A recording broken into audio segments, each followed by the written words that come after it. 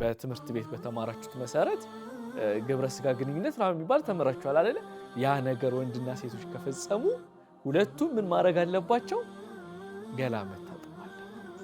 የመጀመሪያውን ገላችሁን ስታጠቡ መጀመሪያ የምትታጠቡትን አካል ከፊትም ጀመራችሁ፣ ከትከሻችሁም ጀመራችሁ፣ ከእግራችሁም ጀመራችሁ የመጀመሪያውን ትጥበት ላይ ይሄ ጀናባዬን ወይም ደግሞ አላህ ግዴታ ያደረገብኝን ትጥበት ልታጠብ ነው ብሎ ነይቶ ነው ውሃውን ከዛ ማነካካት ያለበት ከሰውነቱ ጋር። ወሱነኑ ትጥበት ሱናዎች፣ የገላ ትጥበት ሱናዎች። አንድ ሰው ገላ ከመታጠብ ሲታጠብ የሚያሟላው ሱና ነገሮች ተወዳጅ ነው።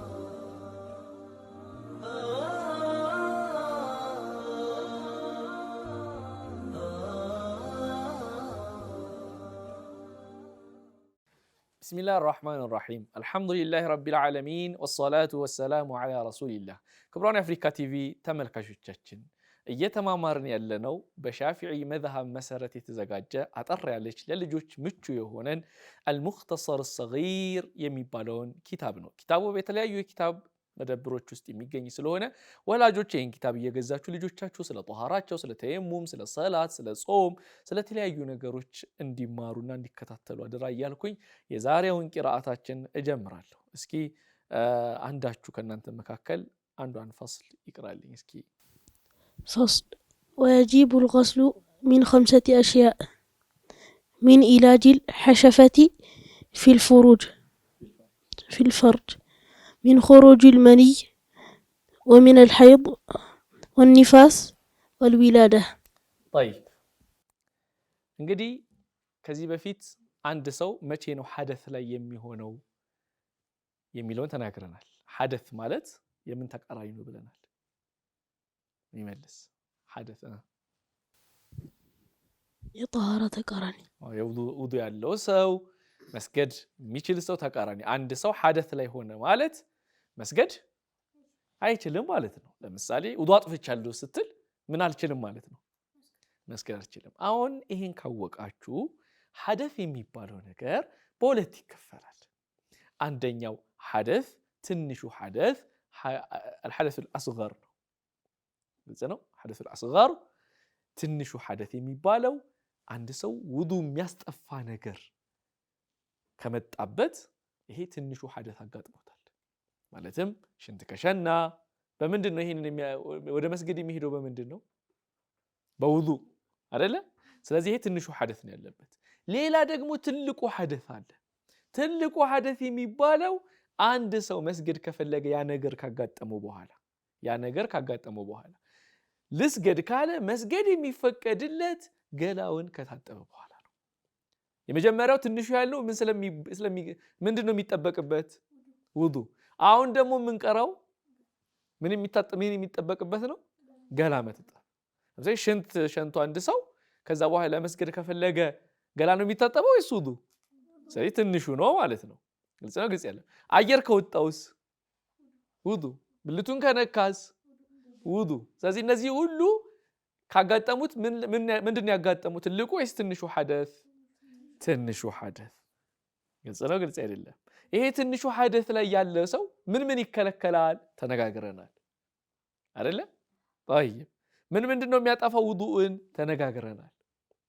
አሁን ደግሞ የምንነጋገረው አንድ ሰው ምን ካጋጠመው ነው ገላ መታጠብ የሚኖርበት።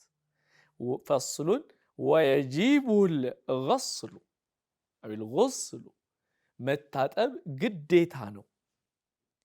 ሚን 5 أشياء ከአምስት ነገሮች መካከል አንዱ ያጋጠመው ሰው ገላውን መታጠቡ ግዴታው ነው። አንደኛ ሚን ኢላጅ الحشفة في الفرج። በአጭር ቋንቋ ለእናንተ እንዲገባችሁ ወንድ ልጅ ከሴት ልጅ ጋር አብሮ ከተኛ በትምህርት ቤት በተማራችሁት መሰረት ግብረ ስጋ ግንኙነት ነው የሚባል ተመራችኋል አይደለ? ያ ነገር ወንድና ሴቶች ከፈጸሙ ሁለቱም ምን ማድረግ አለባቸው? ገላ መታጠብ አለባቸው። ግልጽ ነው። ግልጽ አይደለም? ሁለተኛ ሚን خروج المني የዘር ፈሳሽ ከወጣ። የዘር ፈሳሽ የሚባለው ምንድነው? አንድ ሰው ልጅ ሊወለድበት የሚችል ፈሳሽ ነው። ከወንድም ይወጣል፣ ከሴትም ይወጣል። ግልጽ ነው። ያ ፈሳሽ በህልሙ ተኝቶም ሊወጣበት ይችላል፣ ነቅቶም ሊወጣበት ይችላል። ያ ሲወጣ ያ የዘር ፈሳሽ የሚባለው ፈሳሽ ሲወጣ ገላ መታጠብ ግዴታው ይሆናል። በምን ይለያል አሉ ዑለሞቹ? ነጭ ወፍራም የሆነ ፈሳሽ ነው አሉ። ሁለተኛ ይሄ ፈሳሽ በሚወጣበት ሰዓት ደረቅ በሚሆን እርጥብ በሚሆንበት ሰዓት የተቦካ ሊጥ ይሸታል። ወይም ደግሞ በዚህ ዘመን ይሄ የበረኪና አይነት ሽታ አለው። ደረቅ በሚሆንበት ሰዓት ደግሞ የእንቁላል ነጩ ክፍል አለ፣ አስኳሉ ሳይሆን ነጩን ይሸታል። ስለዚህ አንድ ወንድ ወይም ሴት ከበንቀልፉ ተኝቶ ሲነሳ አንሶላው ላይ የሆነ ፈሳሽ ካየ ሽታው ይህን አይነት ሽታ ካለው ወይም ከለሩ ወይም ይዘቱ ወፍራም ነጭ ፈሳሽ ከሆነ ገላ ሳይታጠብ ምን ማድረግ አይችልም? መስገድ አይችልም። ከስንት ዓመት ጀምሮ ሊወጣ ይችላል? አንድ ሰው በጣም እንኳን ከበዛ 9 ዓመት ጀምሮ ሊሆን ይችላል። በጣም ካነሰ 9 ዓመት። ከዛ ውጪ 11፣ 12፣ 13፣ 14፣ 15 በተለይ 15 እና 14፣ 15 ከሆነ በኋላ የመውጣት እድሉ ሰፊ ነው በተኛበት። ግልጽ ነው አይደለ? እንደዚህ ፈሳሽ ሲወጣው ገላ መታጠብ ግዴታው ይሆናል ማለት ነው። ግን እንደ ድንገት ከ14 በታችም 9፣ 10፣ 11 ላይ ቢወጣው ገላ መታጠብ አለበት። ግልጽ ነው። የዘር ፈሳሽ ሲወጣው ማለት ነው። ስንት ሆነ? ስንት አየን? 2። ሶስተኛው ወሚነል ሐይድ የወር አበባ የሚባል አለ። ተምራችኋል? ሴቶች የሚወጣቸው ደም ወር ጠብቆ ያለምንም ህመም ስላችሁ ታማው አይደለም። ታማው ይሄ የሆነ ህመም አሟቸው አይደለም የሚወጣው። ሴት ልጅ ሴት በመሆኗ ብቻ በትንሹ በጣም በጊዜ ጀመረች ከተባለ ከ9 ቢበዛ 12፣ 13፣ 14፣ 15 ሊወጣት የሚችል በነዛ እድሜዎቿ ተፈጥሯዊ የሆነ ደም ነው። ጠቆር ያለ ነው። መጥፎ ሽታ አለው። በሚወጣቸው ሰዓት ያማቸዋል። እነዚህ ባህሪያቶቹ ናቸው። ይሄ ደም በሚወጣ ሰዓት ሲጸዳላት ሲያቆም ማለት ነው። ደም ወጥቶ 5 ቀን 6 ቀን ይቆያል። 4 ቀንም ሊቆይ ይችላል። 1 ቀን ብቻም ሊቆይ ይችላል። ከቆየ በኋላ ሲቆምላት የዛኔ ሰላት መስገድ ከፈለገች ውዱእ አድርጋ ነው የምትሰግደው ወይስ ገላ ታጥባ? ገላዋን ታጥባ ነው የምትሰግደው ማለት ነው። ስለዚህ የወር አበባ መውጣት ትንሹ ሐደት ነው ወይስ ትልቁ ሐደት ነው? ትልቁ። ለምን ትልቁ አልነው? ገላ መታጠብን ግዴታ ስለሚያደርግ፣ ገላ መታጠብን ግዴታ ስላደረገ ትልቁ ነው። አሁን እሷ ውዱእ አድርጋ መስገድ አትችልም። ገላ ታጥባ ነው የምትሰግደው። ወኒፋስ 4ኛ ኒፋስ ማለት ደግሞ የወሊድ ደም ማለት ነው። የወሊድ ደም ማለት አንድ ሴት ልጅ ከወለደች ጀምሮ ልክ ልጇ ሲወጣ ጀምሮ ከዛ በኋላ ቢበዛ ለ40 ቀን ወይም ለ60 ቀን ከ40 እስከ 60 ቀን ካነሰ ደግሞ 1 ቀን ሊሆን ይችላል፣ 30 ደቂቃን ብቻ ሊሆን ይችላል። ወዲያው አንዴ ብቻ ወጥቷትም ከዛ በኋላ ላይወጣት ይችላል። ብቻ ግን ልጅ መውለድን ተከትሎ የሚወጣት ደም ልክ እንደ ወር አበባ አይነት ነው ሁሉ ነገሩ። ግን የሚወጣው መቼ ነው? በየወሩ ሳይሆን ልጅ ስትወልድ ልጅ መውለዷን ተከትሎ የሚወጣው ደም የወሊድ ደም ኒፋስ ይባላል። ይሄም ኒፋስ ሲቆምላት ሰላት መስገድ ሲኖርባት ምን አድርጋ ነው የምትሰግደው? ውዱእ አድርጋ ወይስ ገላዋን ታጥባ? ገላዋን ታጥባ ነው የምትሰግደው። ግልጽ ነው? ግልጽ አይደለም? ገብቷችኋል? 5ኛው ወልዊላዳ መውለድ። እንዴ ከወለደች በኋላ ደም ከወጣ ትታጠባላልም? መውለድ ለምን ያስታጥባል ከተባለ አይ አሉ ዑለሞቹ። ምክንያቱም አንድ ሴት ምንም አይነት የወሊድ ደም ባይወጣት፣ ምንም አይነት የወሊድ ደም ወይ ስትወልድ የሚወጣት ባይወጣት፣ ልጁ ብቻውን ደም ያለምንም ደም ቢወጣ ራሱ አሉ ገላ መታጠብ አለባት። ለምን ሲባሉ ምን አሉ? ቅድም የዘር ፈሳሽ ሲወጣ ገላ መታጠብ ግዴታ ነው አላልም? ብለናል አላለም? ልጅ ደግሞ የሚፈጠረው በምንድን ነው? በዘር ፈሳሽ። ስለዚህ አሁን ሰው ቅርጽ ይዞ ከ9 ወር በኋላ ቢወጣም አይ እኮ ልጅ መጀመሪያ እኮ የዘር ፈሳሽ ስለነበር ልክ እንደ ዘር ፈሳሽ እንደወጣሽ ተቆጥሮ ገላ መታጠብ አለብሽ። እየወጣሽ ያለው ልጅ ቢሆንም ስሪቱ ግን በምንድን ነው አላህ እንዲፈጠር ያደረገው? በዘር ፈሳሽ ስለሆነ መታጠብ አለበት አሉ። ገብታችኋል? 5 ቆጠረ። ሌላው ደግሞ ሰውየው ላይ ሳይሆን ባወቁ ሰዎች ላይ ግዴታ የሆነ ምክንያትም አለ። ምንድነው እሱ? ሞት። አንድ ሰው አንድ ሙስሊም መሞቱን ካወቀ ያን የሞተውን ሙስሊም የማጠብ ምን አለበት? ግዴታ አለበት። ስለዚህ ትጥበትን የሚያስገድዱ ነገሮች መካከል 6ኛ እዚህ ጋር የተጠቀሰው ምንድነው? መሞት። መሞት ግን በሞተው ሰው ነው መታጠብ ያለበት ወይስ ራሱ ነው የሚታጠበው ወይስ ባወቁ ሰዎች ላይ? እሱማ ሞቷል። ስለዚህ የሚያጥቡት የእሱን መሞት ባወቁ ሰዎች ላይ እሱን ማጠብ ግዴታቸው ነው። የተወሰኑ ሰዎች ካጠቡት ግዴታው ይነሳላቸዋል ማለት ነው። እነዚህ ነገሮች ከተከሰቱ እንዴት ነው የሚታጠበው? ሱና አስተጣጠብ አለ፣ ግዴታ የሆነ ደግሞ አስተጣጠብ አለ። ግዴታ የሆነው አስተጣጠብ ምንድነው? ፈስሉን አለ፣ ልዩ የሆነ ርዕስ ነው አለ ኪታባችን። ፉሩዱል ጉስሊ የትጥበት ግዴታዎች ሸይአኒ ስንት ናቸው? 2 ናቸው። አንድ ሰው ሲታጠብ እነዚህን 2 ነገሮች ካሟላ ትጥበቱ በቂ ነው። በዛ ትጥበት ተመስርቶ ምን ማድረግ ይችላል? መስገድ ይችላል። አልአወሉ የመጀመሪያው አንያ፣ ማንኛውም ስራ አምልኮ ዒባዳ ምን ያስፈልገዋል ብያለሁ? ኢነመል አዕማሉ ቢንያ። ስራ የሚቆጠረው የሚለካው ደረጃ ከፍና ዝቅ የሚለው በምንድን ነው አሉ ነቢዩ ሰለላሁ ዐለይሂ ወሰለም? በንያ ነው። ስለዚህ ንያ።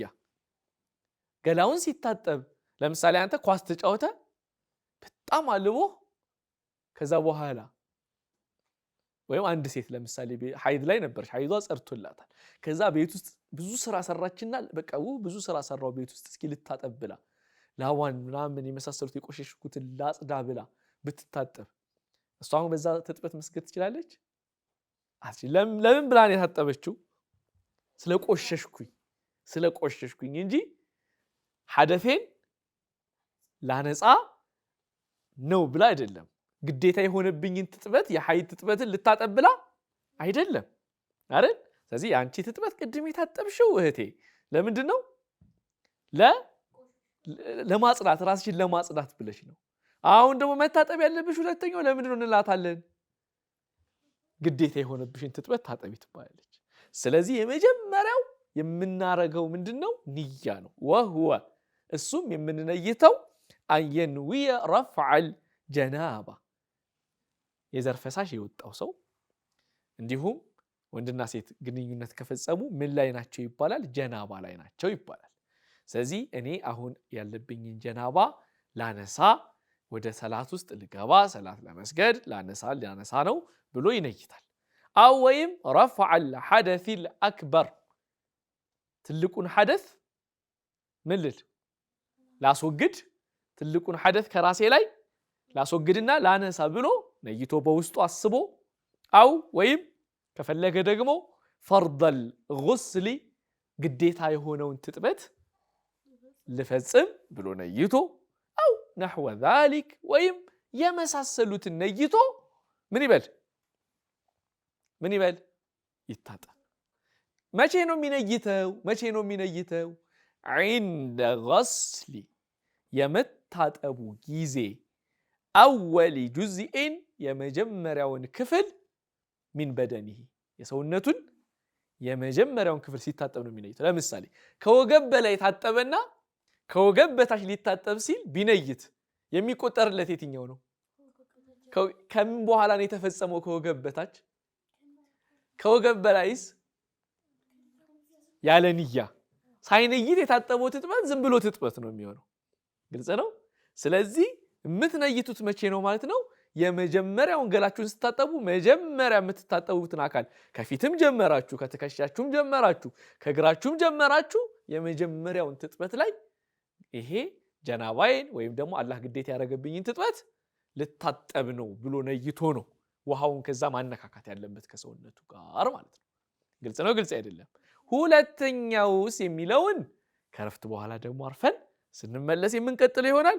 ክቡራን የአፍሪካ ቲቪ ተመልካቾቻችን አንድ ሰው ምን ሲያጋጥመው ነው ገላ መታጠብ ግዴታ የሚሆንበት አይተናል። ገላ ሲታጠብ ምን ማሟላት አለበት የሚለውን ሁለት ነገሮች ነው። አንደኛው ንያ ነው ብለናል። ሁለተኛውስ ምንድነው የሚለውን ደግሞ ከረፍት በኋላ የምናየው ይሆናል። ሳትርቁ ጠብቁ።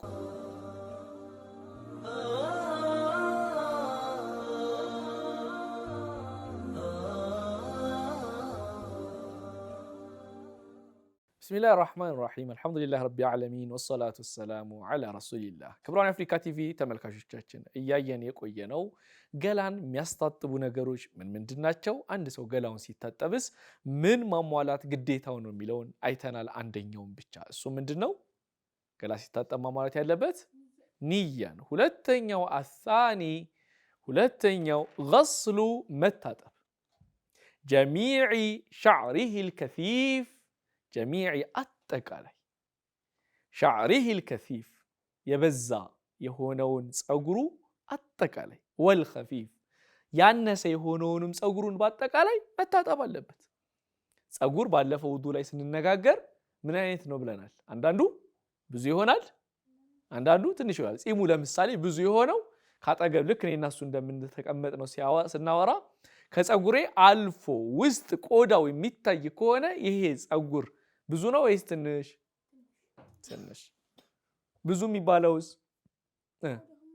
ውስጡ ቆዳው ማይታይ ጥቅጥቅ ያለ ቆዳውን የሸፈነ ከሆነ ሙሉ ለሙሉ የዛኔ ፀጉሩ ምን ይባላል? ብዙ ይባላል። ይሄ ጺም ላይ ነው አይደለ? የዚህም የጭንቅላትም ይሁን ሌሎች ማንኛውም ሰውነታችን ላይ ያሉ ፀጉሮች አነሱም በዙም አንድ ሰው ግዴታ የሆነውን ትጥበት ሲታጠብ ሙሉ ፀጉሩ መታጠብ አለበት። ከላይ ብቻ ሳይሆን ውስጡን ውሃ እያፈሰሰ መታጠብ አለበት። ፀጉሩ የሴቶች ፀጉር ብዙ ነው፣ እነሱም ውስጥ እየፈለፈሉ ውሃ መዳረስ አለበት። ወጀሚዕ በሸረቲህ አጠቃላይ ቆዳውም ከፀጉር ውጭ ያለው ማለት ነው አካሉም ሐታ ማ ተሕተ ቁልፈቲል አቅለፍ ሐታ ማ ተሕተ ከስር ያለው ሳይቀር ቁልፈቲል አቅለፍ ምንድን ነው? ቁልፈቲል አቅለፍ ብዙዎቻችን ላናውቀው እንችላለን። ነገር ግን እንደምታውቁት ሁላችሁም አሁን ብትጠየቁ ወንድ ልጅ በነቢዩ ሰለላሁ ዐለይሂ ወሰለም 7 ቀን ሲሞላው ከሚደረገው ነገር መካከል አንደኛው አቂቃ ነው። ሌላው ሱና ከሆኑ ነገሮች መካከል ምንድነው? ሌላ እስኪ ይነግረኛል? ግርዛት። ማሻአላህ። ስለዚህ ወንድ ልጅ ከ7 ቀን በኋላ ምን መደረግ አለበት? መገረዝ ማለት የሸፈነ የሆነ የተወሰነ ስጋ ከመሽኛው ላይ ይቆረጣል። ከተቆረጠ በኋላ የተወሰነ ቆዳም ይቆረጣል። ያዛኔ ተገረዘ ይባላል። ካልተገረዘ የሚሸፍነው ቆዳ መሽኛውን የሚሸፍነው ቆዳ አላሁንም ማለት ነው። ካልተገረዘ አይደለ? ያልተገረዘው ልጅ አሁንም መሽኛውን የሚሸፍነው ነገር አለ ማለት ነው። የዛኔ ይሄ ልጅ ገላውን ሲታጠብ የሆነ የሸፈነው ቆዳ አለ አይደል? መጀመሪያ በሸሪዓ መወገድ ያለበት ቆዳ እኮ አለ አይደል እንዴ? ሲገረዝ ያሁንም አለ። ምን አሉ እሳቸው? እሱን ሳይቀር ከስር ፈልፍሎ ምን ማድረግ አለበት? መታጠብ አለበት። ለምንድን ነው? መጀመሪያ ማስወገድ ነበረበት፣ መገረዝ ነበረበት። ካልተገረዘ ግን ሙሉ ለሙሉ ፈልፍሎም ቢሆን የሸፈነውንም የተሸፈነውንም መታጠብ አለበት አሉ።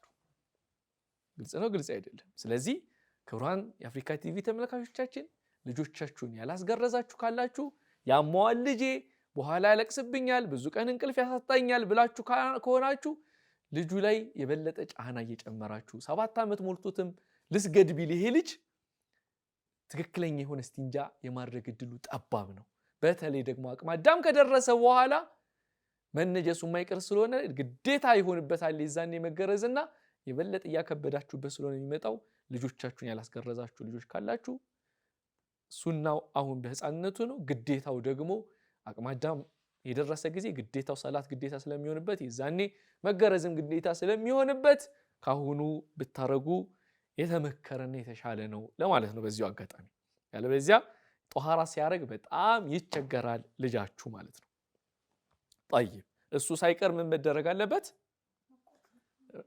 እሱ ሳይቀር መታጠብ አለበት። እሱ ሳይቀር መታጠብ አለበት። ይሄ የገላ ትጥበት ግዴታው ነው። የገላ ትጥበት ግዴታው ነው። የገላ ትጥበት ግዴታ አንድ አጠቃላይ ህግ ልንገራችሁ ልጆች። ማንኛውም ውጫዊ አካል መታጠብ አለበት። ፀጉርም ሆነ አካል። ውጫዊ አካል ሲባል ምን ይገባል? ጉንጬ፣ ሆዴ፣ ግልጽ ነው። ውጫዊ አካል ግልጽ ነው። ውስጣዊ አካልስ? ጉሮሮውን አሁን መታጠብ ግዴታ የለብህም። ገላ ስትታጠብ ገብታችኋል? አይናችሁ ውስጥን መታጠብ ግዴታ የለባችሁ። ታምቡራችሁ ድረስ በጆሮአችሁ ውስጥ ከተቷ አትባሉ ማለት ነው። ግልጽ ነው። ምናዊ ውጫዊ ነው ውስጣዊ? ውስጣዊ ነው። ታምቡሬ ውስጣዊ ነው አይደል እንዴ? ወከዛሊክ ልክ እንደዚሁ አሁን አንዳንዱ ለሞች መግሞጥሞጥና አፍንጫ ውስጥ ውሃ መክተት ውጫዊ ናቸው ግዴታ ነው ሲሉ፣ አሁን የምንቀረ ሻፊዒ መዝሐብ ደግሞ ምን አሉ? አይ አፍ ውስጥ መግሞጥሞጥ ውስጣዊ ነው፣ ስለዚህ መታጠብ ግዴታ አይደለም አሉ። ግን የተሻለው ከኺላፍ ለመውጣት የትኛው ነው ብያችኋለሁ? መግሞጥሞጥ ገላን ስታጠብ፣ አፍንጫ ውስጥ ውሃ መክተት ይገባል ማለት ነው። ገብታችኋል? طيب አንድ ሰው ሲጸዳዳ ሽንት ቤቱ ሲጸዳዳ ለማውጣት በሚጣጣርበት ጊዜ ሽንት ቤት ለማውጣት በሚጣጣርበት ጊዜ የሚወጣ የመቀመጫችን ክፍል አለ። ግልጽ ነው አይደለ? እሱንም ልክ እንደዛ እንደሚያወጣ አይነት ነገር አድርጎ ውሃ ማስነካት ግዴታ ነው። አንዳንዱ ከላይ ብቻ ከኋላ ፍስስ ያደርግና ይታጠባል። አይደለም። ልክ እስቲንጃ ስናደርግ የምንቀመጠው አቀማመጥ አለ አይደለ? ልክ እንደሱ አይነት ከፈትፈት አድርገን መታጠብ እስቲንጃ ማድረግ ገላ የሚታጠብ ሰው ግዴታው ነው። ውጫዊ ነው ውስጣዊ? ውጫዊ ነው። እስቲንጃ ስታደርግ ግልጽ ይሆን አይደለ? ስለዚህ እሱ ውጫዊ አካል ነው ማለት ነው። ገብቷችኋል አይደለ? ግልጽ ነው ግልጽ አይደለም? ውጫዊ አካል ሲባል ገብቷችኋል? አልገባህም? ገብቷል። طيب ውስጣዊ አካላቶችስ መታጠብ ምን አይልም ግዴታ ይሆንም ማለት ነው። طيب ወሱነኑሁ ትጥበት ሱናዎች፣ የገላ ትጥበት ሱናዎች። አንድ ሰው ገላ ከመታጠብ ሲታጠብ የሚያሟላው ሱና ነገሮች ምንድነው? ተወዳጅ ነገሮች። አንደኛው አሲዋክ ምንድን? መጀመሪያ ልክ እንደ ውዱኡ እንዳለው ምን ማድረግ? መፋቅ። ሁለተኛ ወተስሚያ ሲጀምር ምን ማለት?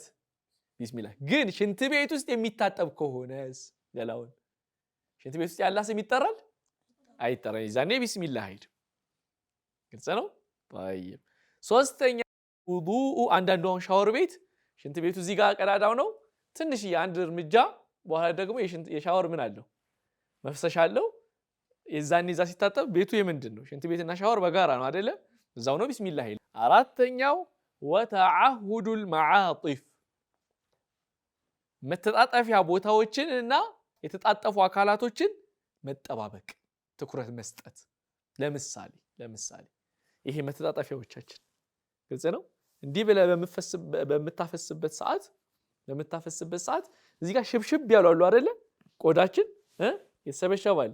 እዚህ እንዲያርገክ መታጠብ ያስፈልጋል። ግልጽ ነው።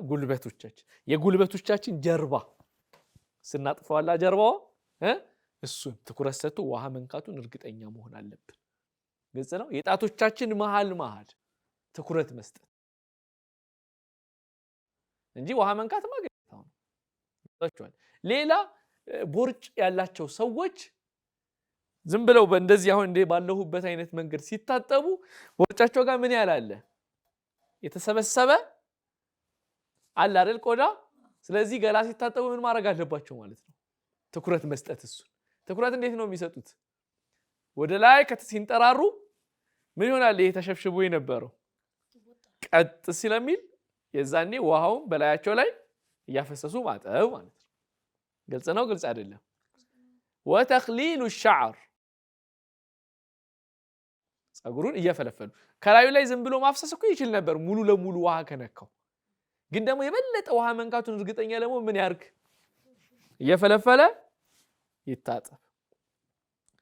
ሌላው ወደልክ እያሹ መታጠብ ግዴታው ለምሳሌ ገንዳ አለ የሞላ ገንዳ ለምሳሌ በውሃ የሞላ ገንዳ አለ ገንዳ ውስጥ ሂዶ ገብቶ ቢወጣ ታጥቧል አልታጠበም ታጥቧል ነገር ግን አንዳንድ ዑለሞች ምን አሉ ይሄ ትጥበት አይባልም ትጥበት የሚባለው በእጁ ምን ያደረገ መሆን አለበት እያሸ መሆን አለበት ውሃ የሚነካውን ቦታ ምን ማድረግ አለበት አሉ ማሸት አለበት አሉ ስለዚህ ከኺላፍ ለመውጣት ዑለሞቹ ምን አሉ ማሸቱ ምንድነው ሱና ነው ሰውነቱ ላይ ውሃ ያፈሰሰ በእጆቹ መዳረሱን እየነካካ ምን ይበል ይታጠብ ወተስሊፍ ሶስት መታጠብ ደረቱን 3 ጀርባው 3 ትከሻውን 3 ከጎንና ከጎን 3 ታፋውና እግሩን 3 ጭንቅላቱን 3 ሁሉንም ስንቴ መታጠብ 3 ይሄ ሱናው ነው አሉ የነብዩ ሰለላሁ ዐለይሂ ወሰለም አስተጣጠብ እንዴት ነበር መጀመሪያ ነብዩ ሰለላሁ ዐለይሂ ወሰለም የሚያደርጉት ምንድነው እስቲንጃ ነው የሚያደርጉት ግልጽ ነው መጀመሪያ እስቲንጃ ያደርጋሉ ከዛ በኋላ እስቲንጃ ካደረጉ በኋላ እጃቸውን ይታጠባሉ እስቲንጃ ሲያረጉ ቆሻሻ ነገር ነክቶኛል ብለው ሊያስቡ ስለሚችሉ ምን ያደርጋሉ በጨርቅ ወይም በሆነ ነገር እሽት አድርገው ከዛ በውሃ ይታጠባሉ በደንብ ከዛ ከታጠቡ በኋላ ሙሉ ውዱ ያደርጋሉ ምን ሙሉ ውዱ በአንዳንድ ሐዲሶች ደግሞ እግራቸውን ይተውታል ሙሉ ውዱ ያደርጉና ምን ይተውታል እግራቸውን ይተውታል በአንዳንድ ደግሞ ዘገባዎችና አንዳንዴ ደግሞ ምን አይነት አስተጣጠብ ይታጠባሉ ነብዩ ሙሉ ውዱ ጨረሱ አይደለ እስቲንጃ አረጉ አይደለ ከዛ ምንድነው የሚያደርጉት ከጭንቅላታቸው ላይ 3 ውሃ ያፈሳሉ 3 ካፈሰሱ በኋላና ከታጠቡ በኋላ ጭንቅላታቸውን ከዛ ቀኝ ጎናቸውን ይታጠባሉ ቀኝ ጎን ከዛ ቀጥሎ ምን ጎናቸውን ግራ ጎናቸውን ይታጠባሉ ይሄ የነብዩ ሰለላሁ ዐለይሂ ወሰለም ገላ አስተጣጠብ ነው አንደኛ ምንድነው እስኪ የሚነገረኝ ቢስሚላህ ከተባለ በኋላ ማለት ነው አይደለም ውዱ አይደለም ገላ ሲታጠቡ ያያሳችሁ ተመሩ ገላ ሲታጠቡ መጀመሪያ የሚጀምሩት ከቢስሚላህ በኋላ ምንድነው የጭንቅላት ክፍላቸው ባህር አይደለም ረሳችሁት አሁን ነገርናችሁ ቢስሚላህ ካሉ በኋላ ወደ እጃቸው ይገባሉ እስቲንጃ ነው የሚያደርጉት እስቲንጃ ያደርጋሉ እስቲንጃ ካደረጉ በኋላ እጃቸውን ይታጠባሉ ከዛስ ምንድነው የሚያደርጉት